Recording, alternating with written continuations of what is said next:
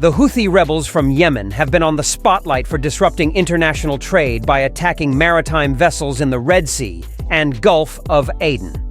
To deter further attacks, the US-led coalition has carried out airstrikes on Houthi bases. The situation was further complicated when Djibouti expressed strong support to the Houthi attacks on maritime vessels. In this video, we will see what this could mean to the maritime crisis.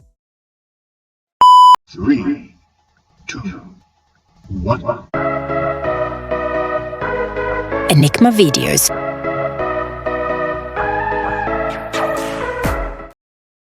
Starting in November of 2023, the Houthis have been attacking and hijacking ships passing through the Bab El Mandeb headed to Israel.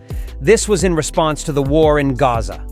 As a result, major shippers including Hapag-Lloyd, Maersk, BP, and Frontline have said they will be avoiding the Red Sea route and rerouting via the Cape of Good Hope for the time being. Others have been turning off ship satellite trackers as they pass through the Strait. The Bab El Mandeb is one of the most important waterways when it comes to maritime shipping. It became particularly important after the opening of the Suez Canal in 1869.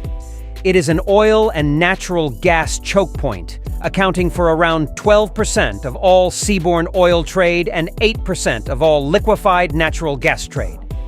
Bab El Mandeb, which means the Gate of Grief, named for its perilous navigation conditions, is situated between Yemen on the Arabian Peninsula and Djibouti and Eritrea on the African coast. Its narrowest end is only around 18 miles or 28 kilometers wide. To everyone's surprise, Djibouti came out with strong support to the Houthis' attack on ships. Djibouti's Minister of Foreign Affairs said in an interview that the Houthi attacked the ships to rescue and relieve the Palestinians. We must all support Palestine, and Djibouti does not condemn the operations because they are doing a brotherly duty. He also added that Djibouti would not allow the United States or any other country to deploy missile launchers in the country or use it as a base for operations against the Houthi rebel. This was unexpected as only recently, Djibouti served as the main base for conducting airstrikes by the Saudi-led intervention against the Houthis. The operation was called Decisive Storm, and it was an utter failure that led to a humanitarian crisis.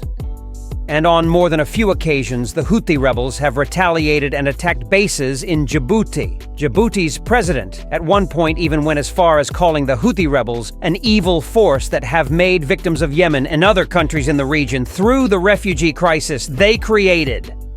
Djibouti's change in attitude towards the Houthi rebels is driven by its strong support towards Palestine.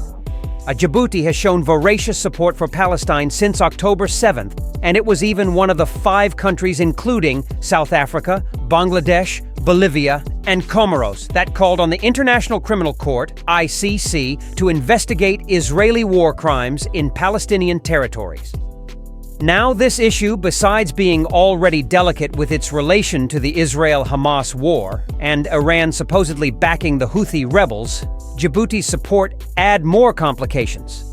This is because Djibouti hosts bases of many countries including China, Japan, France, Italy, and most importantly, the US. The only permanent US military base in Africa, the United States Naval Expeditionary Base at Camp Lemonnier, which hosts around 5,000 US Marines, is in Djibouti at around 100 kilometers from the Bab El Mandeb. Not being able to utilize their bases in Djibouti to attack the Houthi rebels is adding strain to the US-led coalition Prosperity Guardian.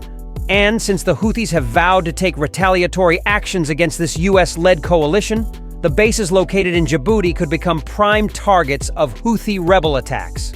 In the worst-case scenario, Djibouti, frustrated with the war in Gaza, can provide support to the Houthis, exacerbating the maritime crisis.